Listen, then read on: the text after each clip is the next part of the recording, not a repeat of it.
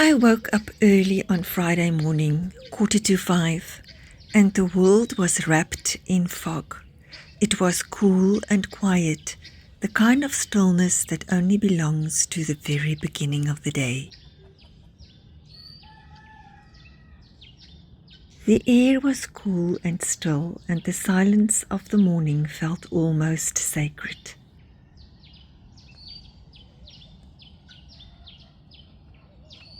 Because I was up so early, I shared the morning with the early risers, the guinea fowl.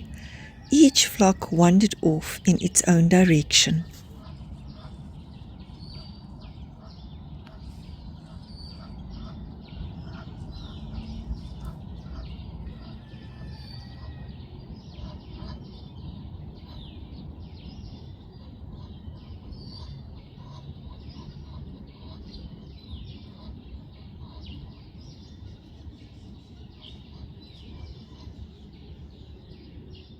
The resident Egyptian geese pair were already marching up and down the street, and then the smaller birds joined in, filling the air with what's known as the dawn chorus, that magical time when the world seems to sing itself awake. Fog forms when the air cools to its dew point, the temperature where moisture condenses into tiny droplets that hang suspended in the air. When the atmosphere reaches full humidity, it can no longer hold that moisture, and a soft cloud forms at ground level. Sometimes, instead of the air simply cooling, warm, moist air drifts over a shallow layer of cooler air near the surface. The contact between the two causes the moisture in the warm air to condense, creating those dense, foggy mornings where the world seems to disappear into itself. And here's something interesting. Fog and mist differ only in how far you can see through them. If visibility is less than 1,000 meters, it's fog. If you can see further, it's mist. Such a small difference, yet it changes the whole mood of the morning. Spiritually, fog has long been seen as a metaphor for the unknown, a threshold between what we can see and what we cannot. It's that in-between space where the tangible and the spiritual seem to blur, inviting reflection and quiet trust. Many cultures view fog as a sign of transition or awakening, the moment before clarity arrives. It brought to mind the verse from 1 Corinthians 13 verse 12. We don't yet see things clearly. We're squinting in a fog, peering through a mist. But it won't be long before the weather clears and the sun shines bright. We'll see it all then, as clearly as God sees us, knowing Him just as He knows us. A gentle reminder that even when life feels veiled and uncertain, the light will always return, and when it does, everything becomes clear again.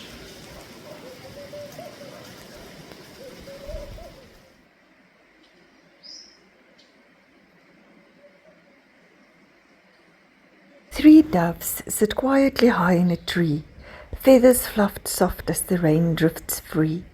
They huddle close where the branches bend, sharing the hush that the showers send.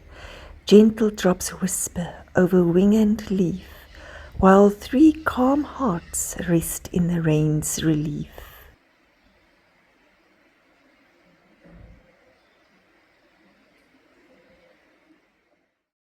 In my garden, the resident Cape Wagtail pair has been busy again, and this time their first two babies have finally flown the nest. But let me tell you, the very first moments after fledgling are pure chaos. When those tiny fledglings lift off for the first time, they have absolutely no idea what they are doing. Their wings work, but their brains haven't caught up yet. They float more than they fly, and they drift in whichever direction the wind decides. It must be overwhelming for them. Their whole lives spent in a tiny nest, and suddenly they are out in the open, hanging in the air. And the parents? Completely confused. Instead of recognizing the two little fluff balls sitting proudly on top of the lapa roof, the adults still kept taking food back to the empty nest, as if they couldn't quite understand how the chicks could be in two places at once. You would think they'd know. Two chicks in the nest yesterday, two chicks on the roof today. Simple. But no. Instinct is instinct, and instinct says feed the nest. So the poor parents were flying back and forth, looking inside the empty cup, chattering loudly in confusion, then rushing back to check the fledglings again. Meanwhile, the babies themselves were shouting, flapping, calling for food, wobbling around on unsteady feet. They didn't know how to land properly. They didn't know what height was safe.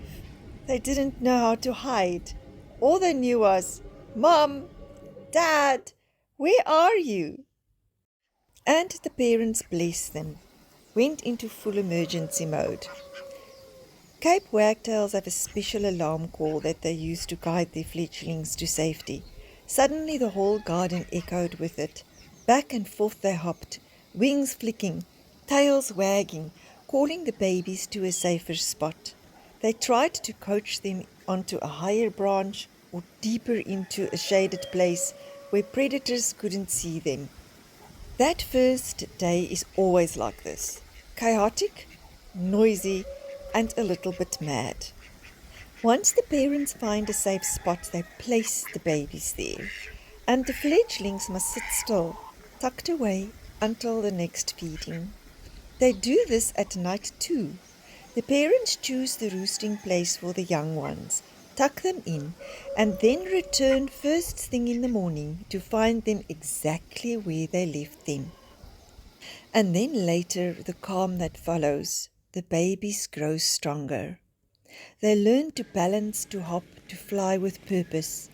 Eventually they become almost the same size as their parents, still begging for food, still fluttering their wings, but now confident enough to follow the adults around the garden.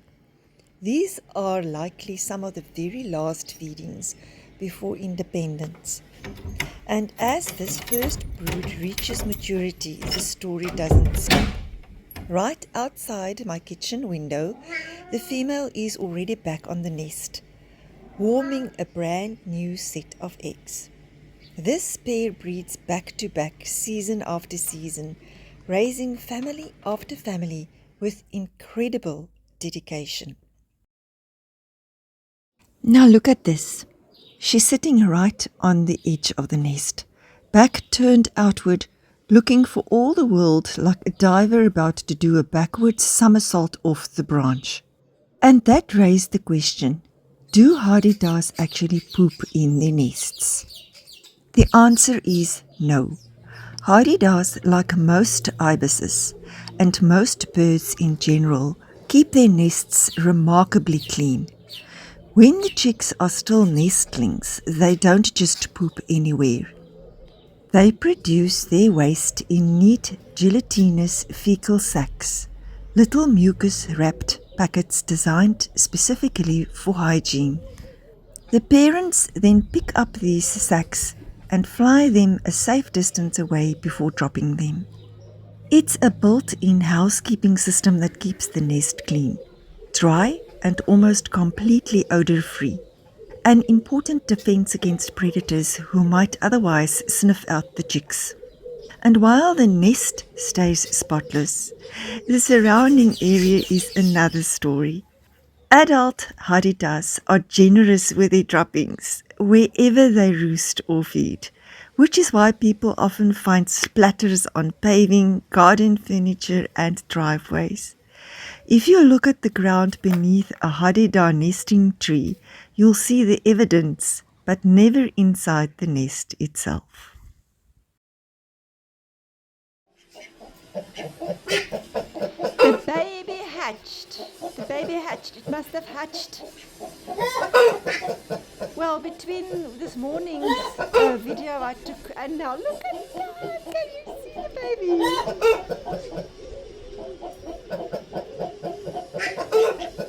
It's amazing. It's so tiny.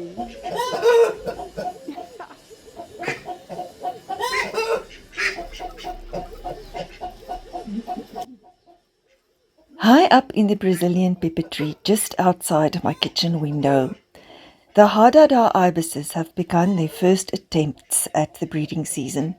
From the sink, while washing dishes, I can look straight into their little world, a world built on a platform of sticks and twigs.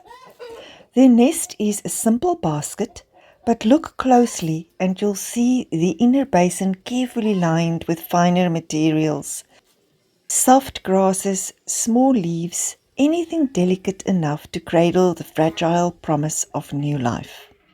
The male is usually the architect in this operation. He collects the building materials and then proudly presents each piece to the female. If you've watched my earlier videos, you would have seen that ritual clearly. Him arriving with a twig, placing it in her beak almost like a gift, and her fitting it into the structure just so. It's a partnership, but with roles each one seems to know instinctively. Hadedas are solitary nesters, unlike many other ibis species that gather in colonies. They like their space. They prefer a sturdy horizontal branch anchored in a major fork high above ground or water, and year after year, the same breeding pair will return to the same spot, repairing, rebuilding, and trying again. Most often they lay between 2 to 4 eggs, and the eggs themselves are a soft green. Both parents share the incubation, taking turns for the 25 to 30 days it takes before the chicks arrive. But if you've been following this story, you'll remember their very first attempt this season and what happened one night. Something disturbed the nest. The eggs were gone. I even sent my helper Thomas up the tree the next morning to investigate. Some of you might recall that video. To this day, we still don't know exactly what happened in those dark hours. So they tried again. My chickens on the ground must have sensed that a baby had hatched. Out of nowhere, they burst into a full choir, announcing their excitement as if they had laid the egg or as if the chick was one of their own. They sang and carried on for quite a while, absolutely convinced this was their celebration.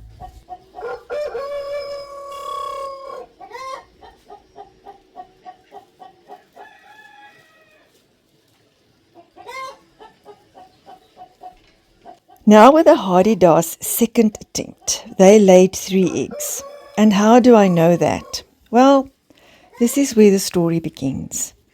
One morning while I was washing dishes, I said to Thomas, my helper, I'm sure there are 2 babies in that nest. And Thomas said, no ma'am, there's only 1. But I insisted, Thomas, I'm telling you, I see 2 babies. Backwards and forwards we went, each convinced we were right. In the meantime, my friend Amanda from across the road came to visit. She had taken a beautiful video of the baby and the mother together in the nest. Such a peaceful little moment.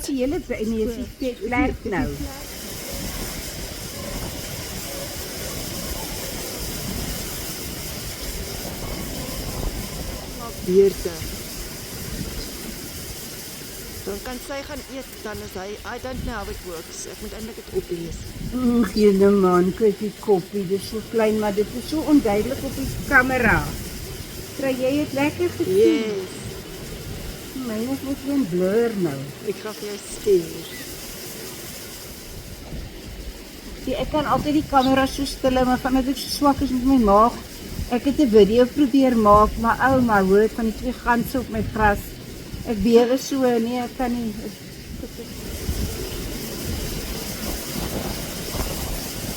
Dis is die baie water nie, dan kan hy net net vir my net 3 gesproei as ek nie hulle kan maak. Ek gaan nou vir jou, ek wil net neem, dis my eerste good shots van hierdie baby. Kleine dingetjie, ag jylle my mami, kyk hoe kan nie ou netjie. Ha ha, ha ha ha, ha ha ha. As you can hear, Amanda is fluent in Hadeda language. She is the Hadeda whisperer. But the next day, late morning, things took a turn. Thomas came to me and said he had heard a huge commotion. The Hadedas were making noise and they flew off towards the veld where I normally feed the guinea fowl. And Thomas had the presence of mind to go and check the nest.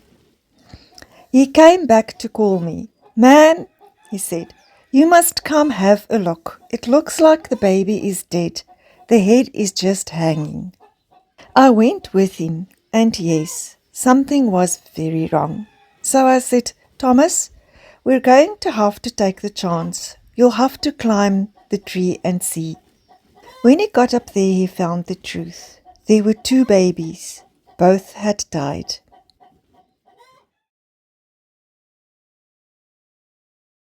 One had already been attacked by ants, so we think it died first, and the second one followed not long after. I said to him, "We'll have to spray the nest. She can't raise more babies in an ant-infested nest. The ants will kill them." So we used carba dust, and then I told him, "Put some of the bedding material we use in the chicken coop down first, then place the remaining egg on top of that so the egg doesn't touch the carba dust." No, she doesn't want. Look at it.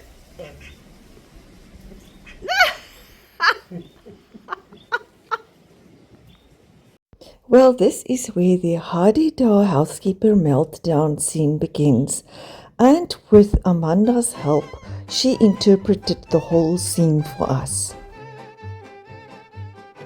Well, the mother was furious.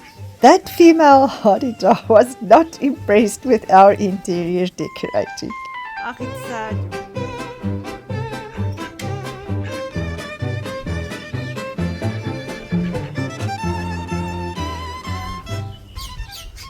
She threw every bit of grass right out of that nest, and then not long after that she kicked the egg out as well.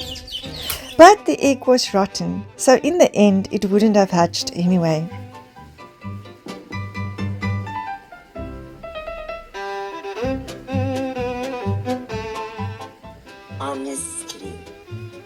Honestly, I leave my nest for 5 minutes. 5! And look what happens. Everything's upside down. Everything's sideways. Everything. Thomas and Sunette were here again.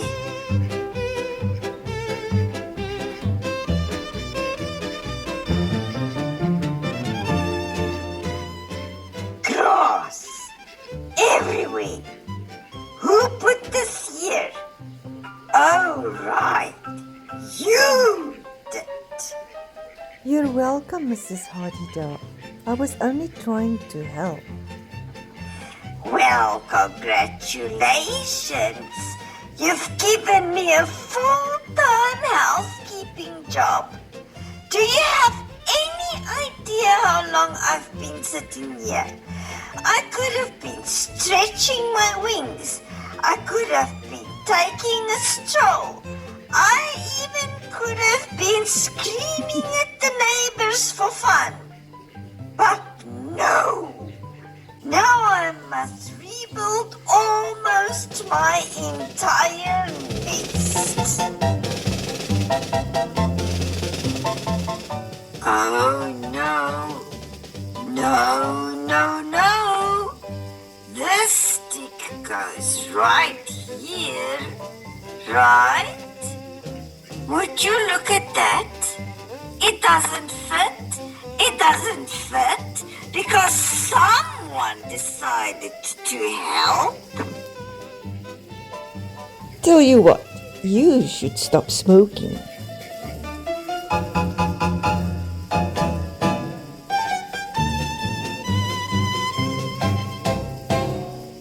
Oh, she's not quite done yet. Cue some more music.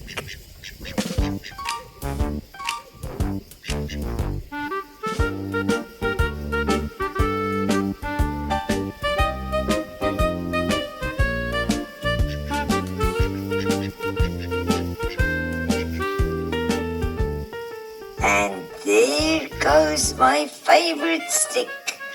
My best stick. Straight to the ground. Am I going to fetch it? No. I'm done. I'm finished. I'm retiring from motherhood and interior decorating. Oh, good. Here comes Mr. Calm Down, my love.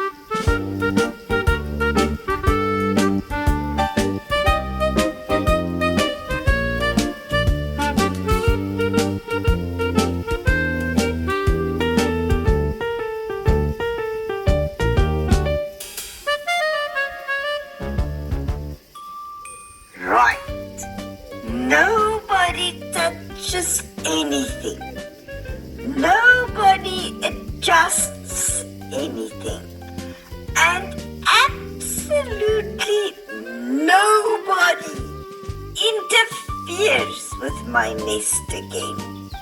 Because I am the only disaster allowed up here.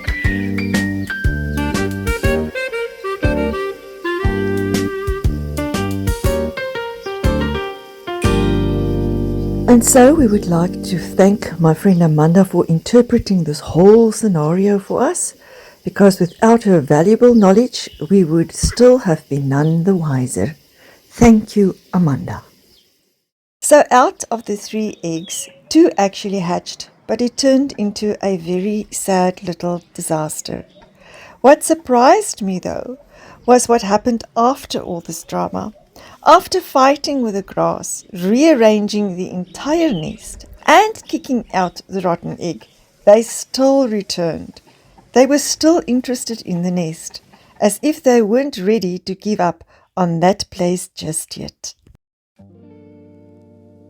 Welcome back to the ongoing Hadeda romance series, a drama so full of passion that even the bold and the beautiful would blush.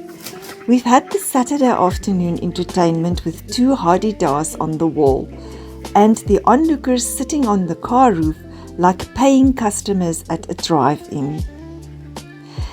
Then came the Sunday edition, 2 Hadedas on the street lamp pole giving us a full romantic pole dance.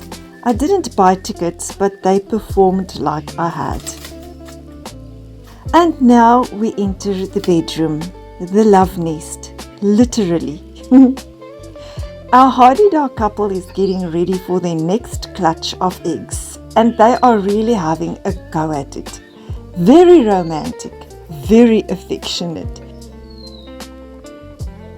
A lot of necking, pecking, beak clapping. I tell you, Hadedas can be extremely romantic. Of course, after a 7-week sit, 28 days on eggs plus 3 weeks of babies, you'd also stretch your wings and legs a bit. It's basically the Hadeda version of standing up after a long Netflix binge. And then suddenly, who appears? Last year's baby, the one who had a very dramatic start in life. This little chappie, and I say chappie, but honestly, he might be a she, or they might be them. With Hadedas, pronouns are a guessing game. So let's call it Birdie. Birdie was late. When Birdie flew out of the nest, they landed straight into the pool. I had to fish him out and resuscitate him, like a tiny feathered lifeguard emergency. Then Birdie got weak. Birdie got lice. Honestly, Birdie had the full unlucky teenager starter pack. I guess that would be the version of a human teenager acne outbreak. So I carbo-dusted Birdie, scrubbed Birdie, fed Birdie. At one stage, I think Birdie thought he was an indoor pet with room service. But look at Birdie now, a big, strong, almost grown Hadeda. And where is Birdie? Sitting right below the nest, the same branch he always used. He's watching the whole romantic performance, taking notes, getting tips, preparing for next year's season. And then, well, things in the nest started getting a little wild. A little too wild for viewing. So I think we're going to end it right here before this turns into something, well, something that is for your eyes only. Let's just draw the curtains on this scene. Good night from the Hadeda Love Suite.